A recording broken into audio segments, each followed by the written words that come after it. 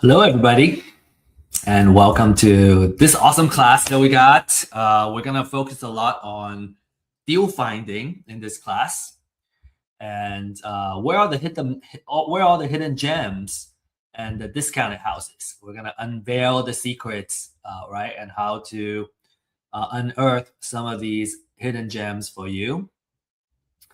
So, without further ado, let's get started. And I want to also take this opportunity to congratulate you for joining us and learn, how you can control your financial future by finding the right deals in real estate investments. In business, we always talk about the different kind of arbitrage, right? Arbitrage means seeing the difference between something and then take advantage of that gap. For example, an example would be, say, I'm buying low, selling high, right? And when I can make money on that gap, that's an arbitrage in the price arbitrage. When it comes to information, there's also information arbitrage, right? By learning and understanding how we can find deals and make the deals happen. We now have a lot more information than those who have not obtained this information, and we can create a lot of value, right? We can make money, profit. We can create something awesome out of this. So that's what our focus is today, is by taking advantage of this information arbitrage and beat our competition and also win some deals. Okay. I think by now, we're all here because we know real estate investment is a very lucrative business. You probably personally know somebody who has invested in real estate in the past years and made a lot of big profits or built a substantial wealth. I personally have met somebody that has acquired close to 100 single-family house portfolio, and she bought it before the COVID era, and now that it's after the COVID, we have seen a huge equity increase in terms of real estate properties, and so because of that, a lot of wealth was built just by holding these cash flowing assets, and we also want to be that. We also want to do the same. So this is a class where we can learn how we can do this. So in just the last 30 days, right? Discounted houses comes from distressed houses, distressed sellers, basically. In the last 30 days, we found over 14,000 of these distressed houses. 49,000 of those are pre-foreclosures. So some of the discounted houses, will come from pre-foreclosures. Actually, quite a lot of the majority of them. This is a gold mine, and we have a class called pre-foreclosure gold mine that you can learn about how to work these leads, right? How you can make a deal and get these deals in the contract and all that using pre-foreclosure leads. So a couple of success stories I want to show you. 64,500 profit on one deal, $85,610 profit in another, and then this one, 88,800 profit. I want to give a caveat here. These are kind of selected success stories, right? Not every deal is gonna be so lucrative, but there is opportunity where you can do that. So the natural question is, how do we find these deals and how do we make money? And in this class, we're gonna be going over how you can do that, how you can find great investment deals through distressed houses. So from a course standpoint, right, if you're a new investor looking for information and knowledge, how you can get started, this is the place to go. If you're an experienced investor, right, you've been buying wholesale leads, you want to learn how you can find deals yourself and generate leads for yourself, this is also a really great place you can start.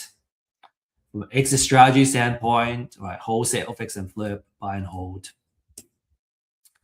And, I always find that being able to turn off distractions and notification really helps me focus. We are in this age of information and attention deficit and information deluge. There's so many things that are fighting for our attention that we're not present most of the time. And I think for an important class like this, with the information that we're going to be sharing, it's very important to reduce all those, right? Remove all those distractions so we can get the most out of it. And you can use the chat to introduce yourself, right? Connect with other folks that are attending this class, and really get the most out of your time here. And attend our other classes too. We have a series of these type of classes geared towards how to get started in real estate investment, how to find deals, and a lot of the step-by-step process of what needs to be done, along with a weekly live stream that we do. And I will share more information about the live stream towards the end of this talk. So don't miss out on those, right? Join the discussion, right?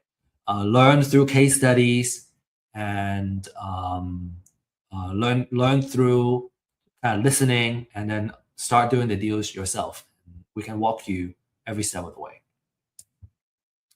Disclaimer, everything we share here is for information and education purposes, and we don't offer investment, financial, or legal advice. And always do your due diligence when you make any investment decision. Some background story about myself. Over the years, I have kind of acquired some skill sets, through just, I guess, being in business. And I think what applies here would be data management, analysis, and maybe a little bit of marketing. My background is in more technical science and engineering. I was always interested in the passive income power of real estate.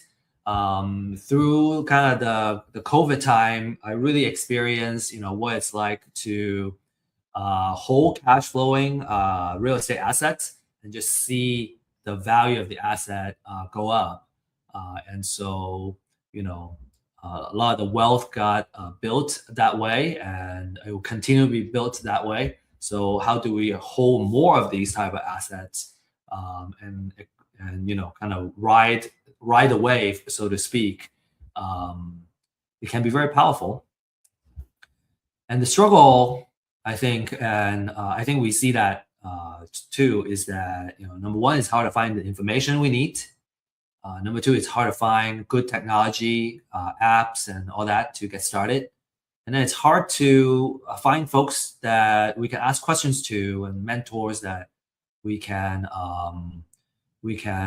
go to whenever we have questions. And I personally had so many questions every single step of the way. Whatever the next step is, I had so many questions. I had to ask. I needed to find someone who can answer all those questions.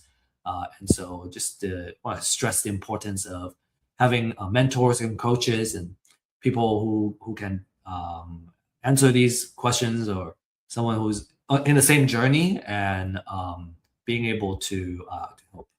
And that's what Real Estate IQ is all about. We establish Real Estate IQ to address these pain points, right? So we have weekly webinars and classes and live streams, talking about either a class that is fundamental for real estate investments, or if it's a live stream, we go over market updates, deals updates, right? Underwriting of certain deals and case studies and all that, so we can kind of learn through real cases. And then we have obviously the distress seller data and the community that you can leverage to make deals. So I hope you're excited, because we're getting started and really talk about the details of the deal finding. Okay, so we have two two things, right? Main topics today. One is how do we make money? And we'll talk about the different business models. And the second topic is where we can find these hidden discounted houses. And again, it's about finding the distress. Money is in the deal. So how do we find the deal? If we can find the deal, we can always make a profit. So business models. Okay. So people talk about exit strategy. We call it business models because that's how we can make money out of each. So there are three main business models that we'll go over today. There are some advanced ones too, which we are not going to go over. Maybe we'll go over that in our Dealmakers live stream or our office hours. And it will be kind of case-to-case basis. Okay, but let's talk about the basic ones, right? Like this is the fundamental stuff. So there are three business models. The main one, the first one is buy and hold. For buy and hold, you buy the property and you rent it out for monthly cash flow. This business requires the most capital. We have two big dollar signs because you need to put down some cash in order to hold the property. And as the property continues to cash flow, right, pays for everything, you get some operating profit, cash every month. And then also there's opportunity for equity growth and all that. Okay, it's buy and hold is a wealth generator, and we'll go over that in detail a little bit down the road. Okay, fix and flip. In fix and flip, you buy a property that's undervalued. Usually either it's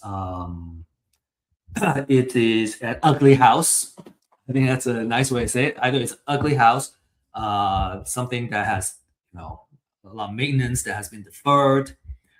Or just something that we want to really upgrade and kind of create that appreciation.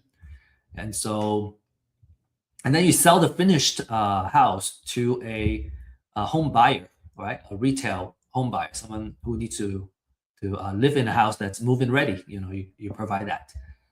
And this requires less personal capital because you can leverage, right? If you get a house in a good deal, you can usually get financing, and there are 100% financing lenders out there that can help you fund the purchase and the repair for the property. So you don't need as much personal capital, but you still need to have some level of skin in the game. And then for wholesale, you buy a undervalued property, and then you don't do anything. You may clean it up, very minimum thing. And you sell it to a fix and flipper or buy and holder, and you do that for a fee. So an average wholesale fee is about $7,000 to $8,000. This is a popular strategy for a young person. If you don't have a lot of cash, because for wholesaler you don't need money to get started, and you can make $7,000 to $10,000 per deal. Okay. And so here we will go over each of the business models, and with the purpose of coming up with a distress offer. So assuming we already got a deal, right? How much do what's the right offer? What's the maximum amount that we can offer? It's called MAO, maximum allowable offer. Okay, so for buy and hold, we got to understand the 1% rule. The 1% rule basically says that our monthly rent needs to be at least 1% of the overall purchase of the property, which includes purchase and the repair. So in this example, if I'm paying for a house, right, overall, I'm paying for it, and it's $250,000 all in, we need to make $2,500 per month in order for everything to pay itself and still yield a cash flow. And the way we can come up with an offer is to go the opposite. So what we do is we run a market analysis. It's called comparative market analysis, CMA, on rental. So if the market rent, right, based on what's being rented in the houses in the area, let's say it's around $2,500, then I do the reverse. Basically, I multiply by 100. So I got 250,000. And if the repair is 20,000, subtract that, then the highest offer that I can offer to a seller is 230,000, because all in, I'm gonna put 230K here, I put 20K here, so all in I'm at 250. I better be renting it out for 2,500.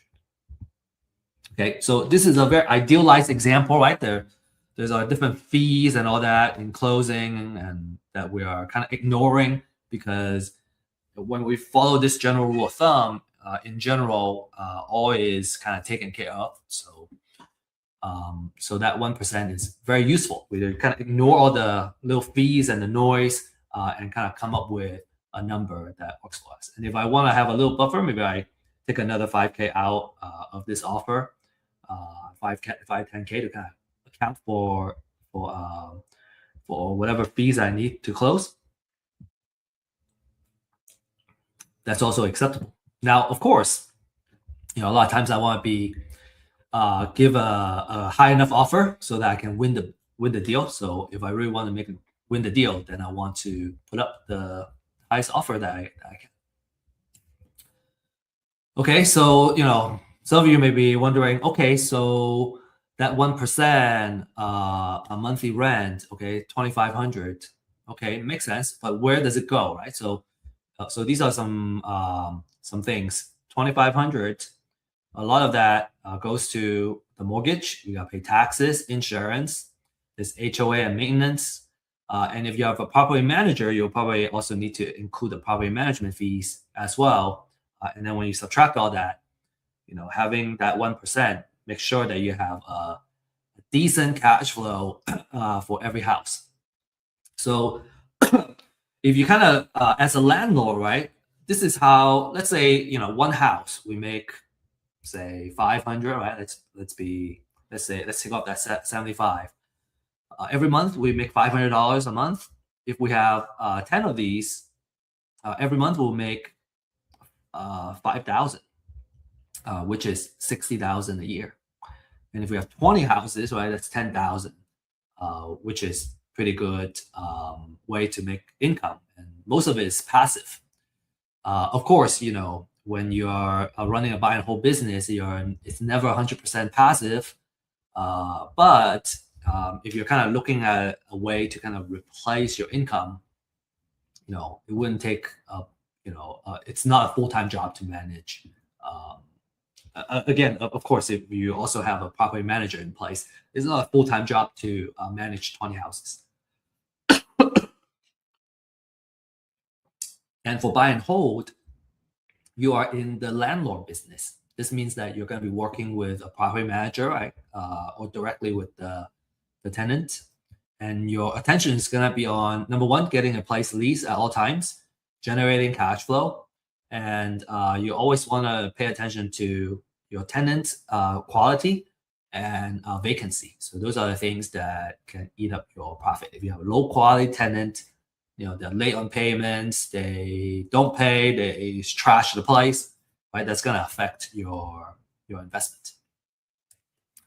And we always say that buy and hold, if provided it's a cash flowing asset, right? We got a tenant in and paying, it's a wealth generator through these four things.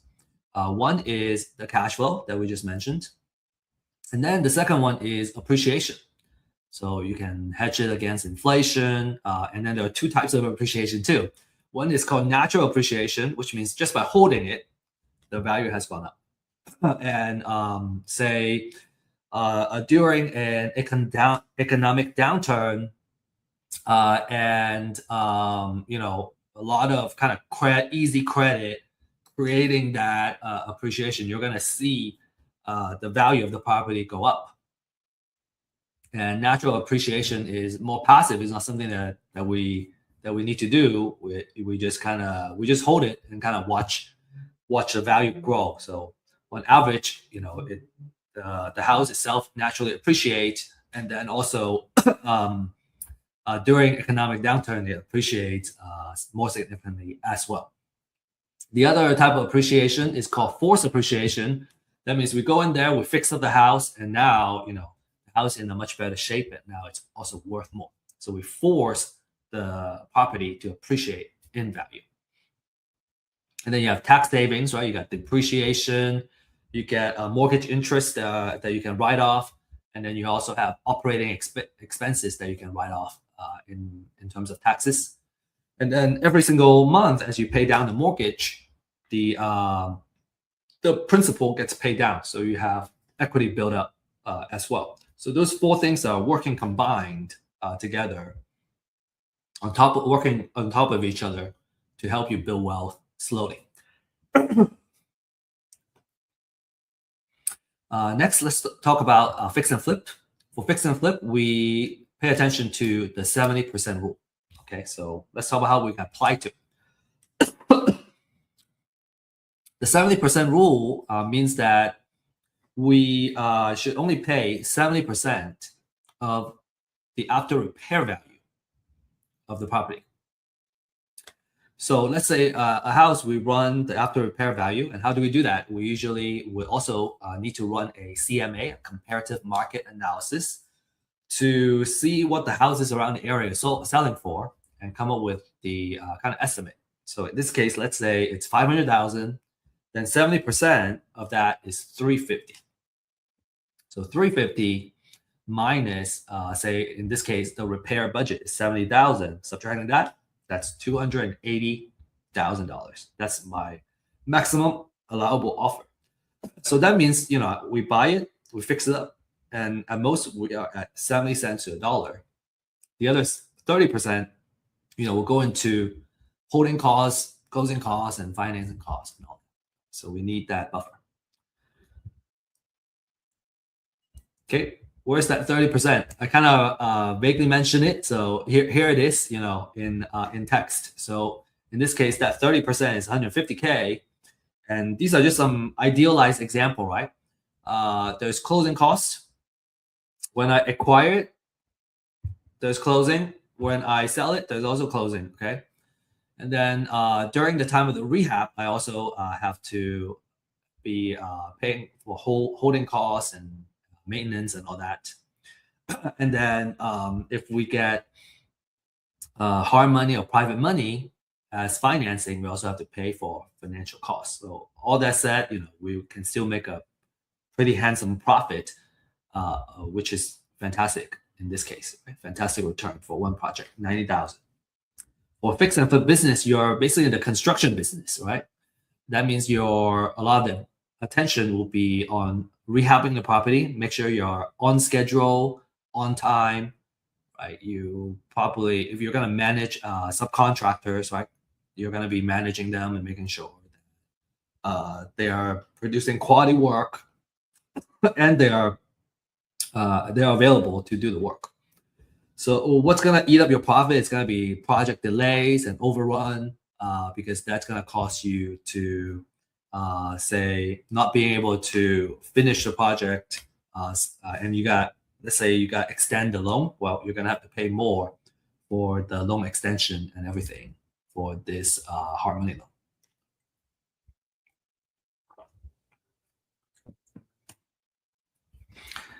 For wholesale, your target market, right? Your buyers are investors. So what you want to do is, number one, you buy the distressed property and then you sell it to an investor.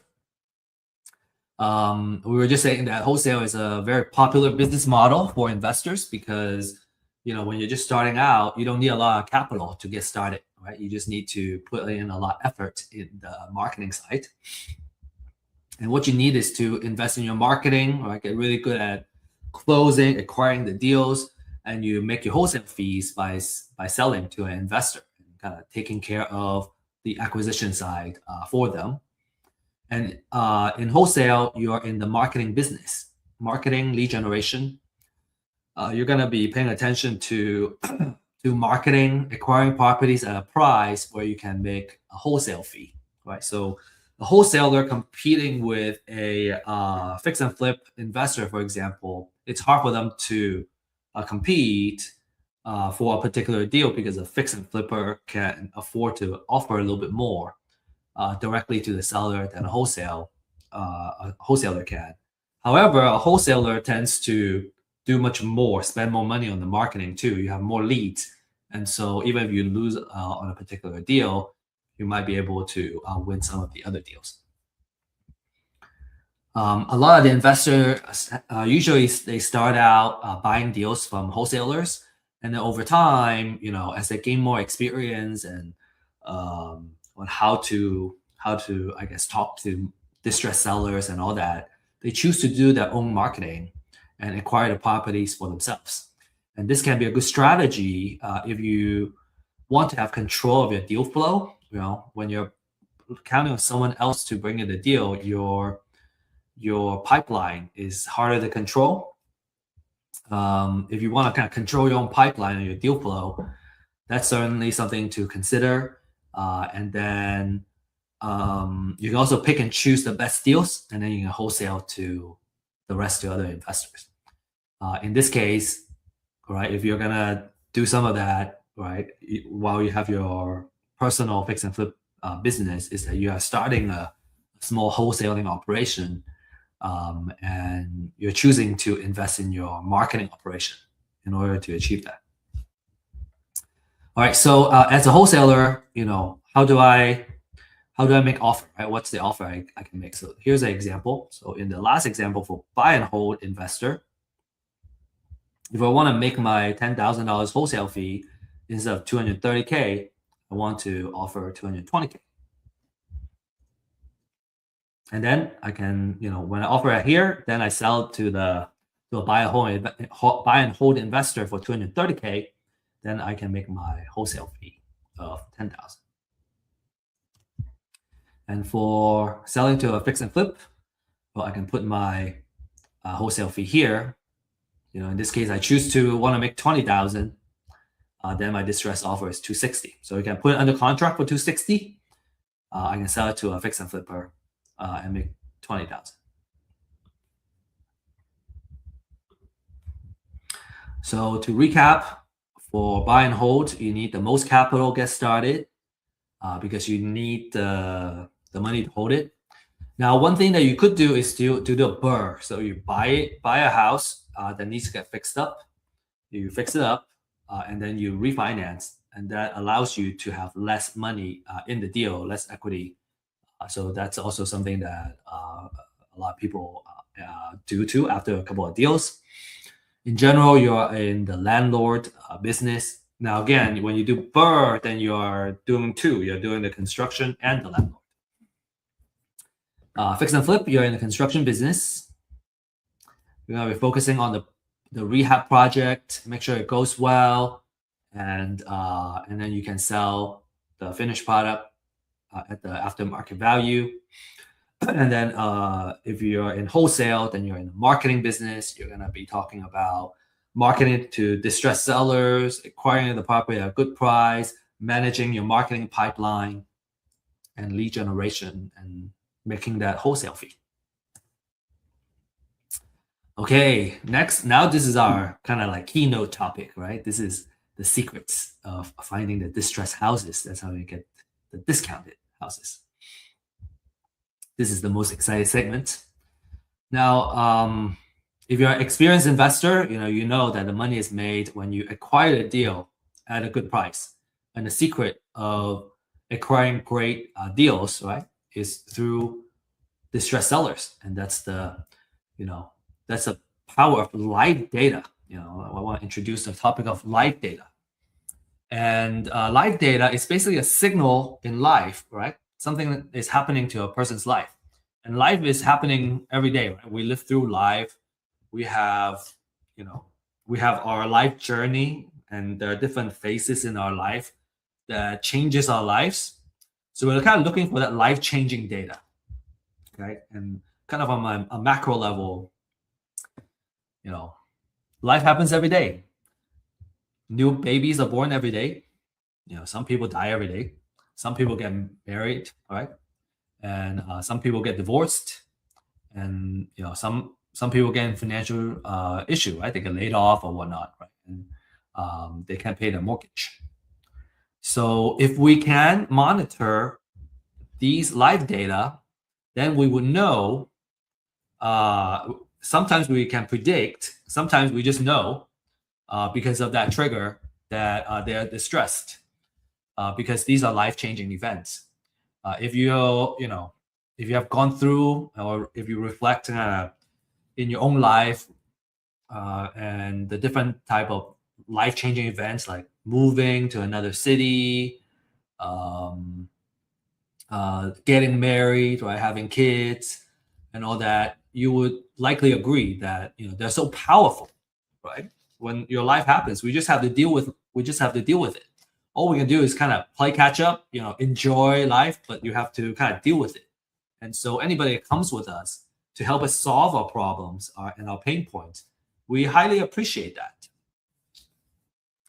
And so imagine that, as a marketer, right, we have access to the life signals. And when somebody, got married, a lot of times they need to upsize, right? If especially they have kids, they have more people in the family, they got to upsize. When they get divorced, very likely they're going to end up selling the house. When a loved one dies, they're going to inherit the house. Maybe they want to keep the house, maybe they don't. And so by being able to stay on top of this kind of life data, we can utilize it as marketers to offer solutions to them. And I'm not just talking about, we're talking about as real estate investors, right, buying the house, but it's the kind of idea is bigger than that, right? Having this access to this kind of life data helps us kind of predict what are some of the things that they're going to do in the near future. For example, I think Target kind of keeps track of different people's kind of buying patterns and life data, and they can kind of predict when someone is going to get pregnant and when someone's going to have kids. These are the stories that I hear. I don't know how accurate it is. So, but I believe that, right? Being a marketer myself and being, having the understanding of this type of data. So to find people that are motivated to sell or distressed, right? We want to find the folks that are in some kind of financial distress. If you can get a hand on this kind of life data, then then we can help them out, and in a way, being able to buy the property at a distressed price, and still being able to help them, right? And a lot of times they need to sell fast to get out of a bad situation. So real estate is not liquid, right? So if you need to sell fast, you're gonna have to kind of take a discounted offer. So let's talk about different types of distress, okay? And these are kind of the data that we can mine and we can focus on. Okay, the first one is a pre-foreclosure list, right? These are folks that are about to lose their house in an upcoming foreclosure auction. And many investors like to market to these distressed sellers because they tend to be in a more desperate situation, right? They have to sell fast. If they don't sell it by the foreclosure auction, they're gonna lose everything. And then there's potentially a deficiency judgment the lender can use to go after them.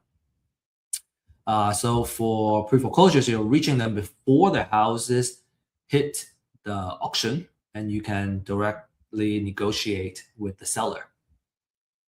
From a pricing standpoint, they're pretty affordable, $200 to $300 a month, and you can get really, really awesome leads that are ready to close very quickly too. Okay, so one of the favorite lists out there. And as with all kinds of marketing efforts, sometimes when you try to outreach to someone, some people appreciate your outreach, some people don't. You can choose to we choose to work with the folks that appreciate our outreach and being there to solve their problem. But of course, not everyone is appreciative too. And what's a joy in life if we work with folks that stress us out, right? So I usually work with the folks that are pleasant to work with. Okay, so that's the pre-foreclosure. Okay, there's another type, which is called appointment of substitute trustee. And in short, it means a pre-foreclosure. It means that it happens usually before it goes to foreclosure. And what that really is about is that when a national lender, right, forecloses on a borrower, many times they wouldn't, send somebody to a local county to process the foreclosure. So what they do is they would appoint or assign a substitute trustee that are in that local county to do the foreclosure proceedings. And so when we see that, that's a signal that, okay, a notice of sale or the foreclosure, it's gonna go onto the pre-foreclosure list. But now you're able to kind of reach them a little bit sooner. In some cases, not all cases, you have more time to reach out to these distressed sellers. So we call it pre-foreclosure. It's also a very popular list amongst savvy investors because it gives you more time to kind of nurture and work with the motivated sellers. We have a class called pre-foreclosure goldmine. And again, we go deep into how to work these leads. So if you're interested, make sure you join that class, okay? Next, we have probate. This is another popular life signal for real estate investors. And what that means is, someone has passed away. He or she owned a real estate property. Not all heirs that inherit the property want to keep the house. Maybe they want to sell it to settle, some of the expenses and all that, right? Maybe there's some debt from the passing person that that needs to get settled. The estate needs to sell, or maybe it's just you can keep them, but it's a headache to keep it to upkeep. Not everybody wants to be a landlord, and so upkeep and maintenance, right? Not everybody is interested in dealing with that. And experienced investors love probate because they're extremely lucrative, right? Typically, when a person dies, they have already paid off the property, or there's a big equity on those properties, and so you can offer a cash offer, and everybody can win. And because they're so lucrative, the leads are also very expensive. They're usually about $3 per lead. Okay, and then another major type is eviction, right? These are tire landlords. There are two types that you can take advantage of. One is a professional landlord. This is somebody who owns a portfolio of properties. They have been building it for years and holding it for years. They have kind of built a lot of wealth with it too, but now they're ready to just sell and retire.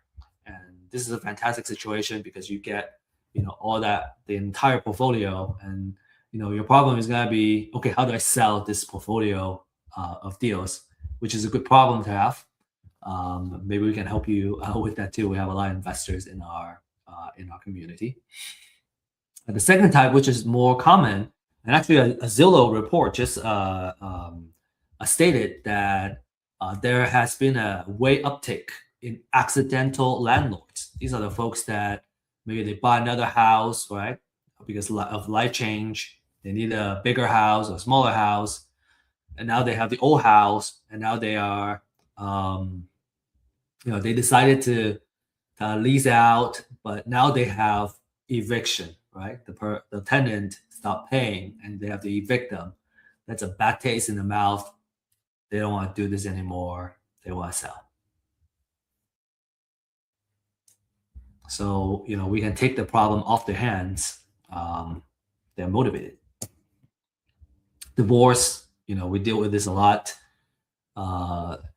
Maybe the court has ordered the seller to sell. Maybe you need to have cash to kind of pay off the ex, And that's also a expensive list, about $3 per lead. Okay, then we have taxes, right? In the beginning, the person owes, they're delinquent in paying for the property taxes, and then after a certain amount of time passed, then the county decides to put it into a tax foreclosure, and so you owe property taxes. So those are also very motivated sellers. Depending on, right, if it's tax foreclosure, they are very desperate. Delinquent taxes, sometimes the amount is not very high. So we usually filter out the ones that have a higher delinquent tax amount. Moving on, there are also code violations, right? A couple of ones that we look for are tall grass, exposed roof, or unsafe type of violation. The city has this information, and they have their own codes. A lot of the codes are very similar across different cities. The distress is that they can't keep it up, and so that's something we would love to market to as well. And then there are liens. They owe money either to the IRS, Uncle Sam, or they owe a mechanic's lien, right? They owe a contractor, or there's a hospital lien, which means they owe the hospital some medical bills.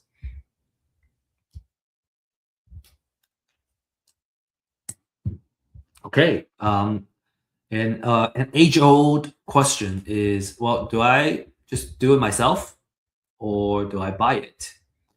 And if you know how to mine all this information, right? Get court papers and all that, you can do it yourself. I personally would suggest that if you have the time, you can learn how to do it. But if you're going to operate a business, you don't want to spend the time to do that. Usually, you want to kind of outsource that so you can really focus your time and energy into the outreach, which requires a more kind of personal touch, talking to the distressed sellers and all that. You may want to do it just to learn how it's done, if you have the time, like I said. But when I'm running a business operations, I just don't have time to mine the data myself. It's much easier to buy it from a reliable source. So, but we want to share with you kind of the workflow, right? How do you do it? You go on for pre-foreclosures, you can look this up. Once you get a notice of sale, basically, a lot of the information is on here. Here's another example of the notice of sale. Now, what you have to do is you actually have to kind of aggregate the information. So the notice of sale has some information. You also need to go to the CAT, the County Appraisal District website, to get how many bedroom, bathroom, and the assessed value. And then you also need to look at the deed of trust, right? Get some loan information to get the following.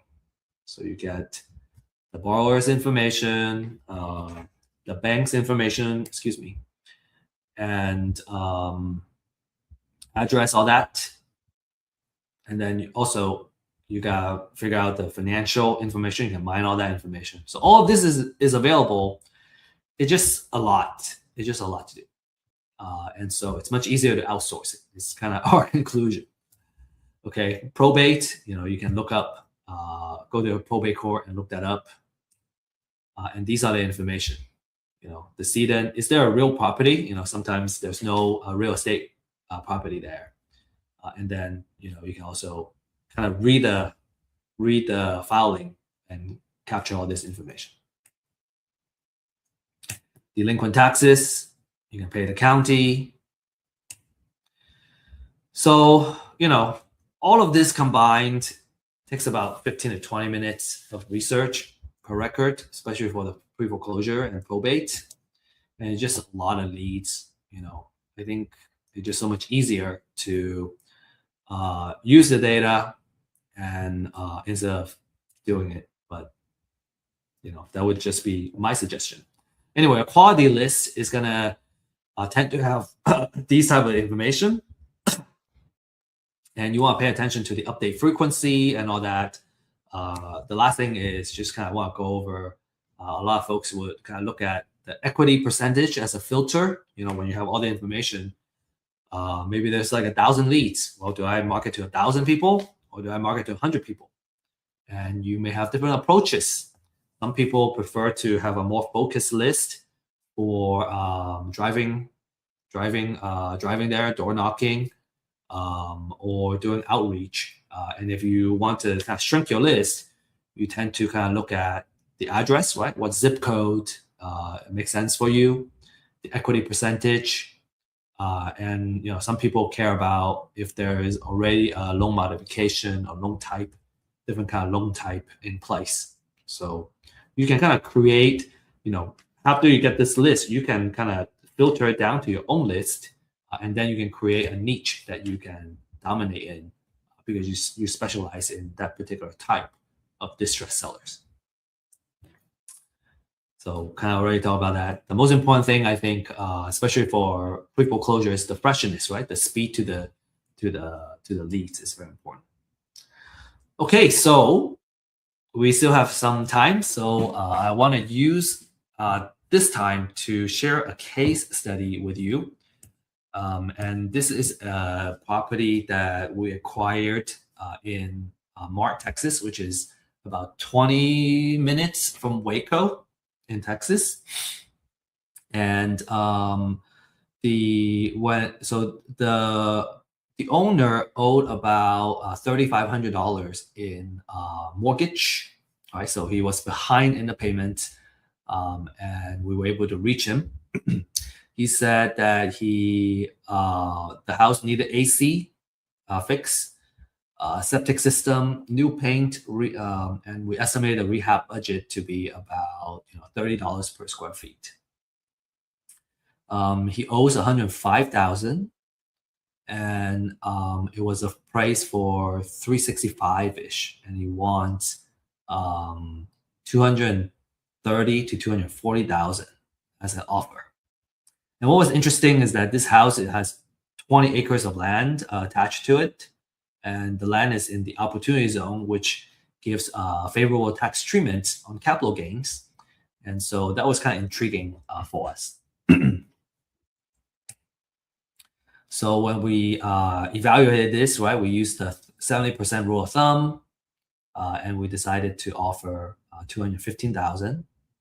Okay, if I were to wholesale it, I would take $10,000 off of this and try to make $10,000 of wholesale fee. So these are some before photos, right? The gate going in, you gotta go in quite a bit, and then there's 20 acres of land, as you can see in here.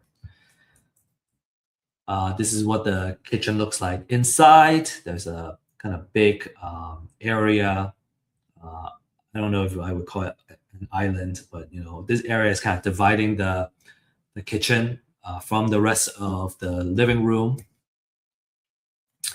And then we have some photos of the bathrooms, bedrooms. Okay, and then we started, we acquired the property, and then we started improving it. So phase one is called a demo. So we rip everything off. You're gonna see a lot of activities and a big change, right? You're ripping off the carpet, you're ripping off everything. Okay, so that's what these looks like. And then phase two, started working on the outside, and the inside already got ripped out. Everything got ripped out, and we painted the interior. First coat or first two coats of paint. And then in here, you can kind of see like there was a addition that the original owner added here, but it was very low ceiling. It wasn't built to code. And at first we thought, okay, maybe we can use the additional square footage, but it turned out to be too expensive to bring it back up to code. So the decision after that was to remove it and change the entryway into a window. So that's what we're seeing here. And then, in the middle of the kind of bathroom. Okay, this is during. So here, the addition got removed out here, and we added a window. And you can see the gate has been painted. So now it's looking nice and pretty. Things are starting to come together in phase 2. We decided to rebuild the kitchen cabinet, and that increased our rehab cost. But we thought that that makes sense because of the quality of the rehab that we're going to be the price point we're going to be selling it at. Needs to have a nicer kitchen cabinet. Okay, this is the bathroom, kind of almost done. Bedrooms, and then here, this is phase 3. We're almost done here. So you can see we added an island with a sink here, but now the kitchen and kind of the living area is all right. It's much more open, and the entire space is just like it looks huge and very comfortable. You can see the kitchen cabinets. Okay, and here we got countertop installed now. Bathroom, So it's looking like a really, really nice house, especially with the exterior paint on the outside. The kitchen is also looking great. And then here you can see we added some shelves in the kitchen. So, this photo is almost done. A really nice butcher block countertop. These are some photos of the bathroom, also looking really great. So all in all, financial wise, we leverage hard money and private money to acquire the property, and kind of next step is either sell it at 500K or refi. And I think kind of now what we're looking at is, what if we sell the house with 3-4 acres of land, and then we keep the rest of the acreage, and because of the opportunities zone, and do more out of it. Okay, so I hope that's an exciting case study here for you. Just kind of the whole way, right? Not just how to find deals, but what we decided to do. Always find these kind of transformation really, really interesting. So I hope you enjoyed it too. So to recap, we talk about how you can make money in each of the main business models, right? Buy and hold, fix and flip, wholesale. The different types of distressed sellers that you can reach out to and where to find them. We also went through a case study of like kind of how exactly we found that distressed seller, the type of distressed seller it was, and then acquiring the house and actually, improving on the house. So, by now you're probably asking, okay, how do I get started? Okay, if I want to kind of start going, well, this is what you should do. Number one is you need to get a pre-foreclosure list. The more research, the better. You can also ask for other type of lists, but we recommend the pre-foreclosure because, there are so many foreclosures that are happening. We're seeing a trend of more foreclosures happening as well nationally.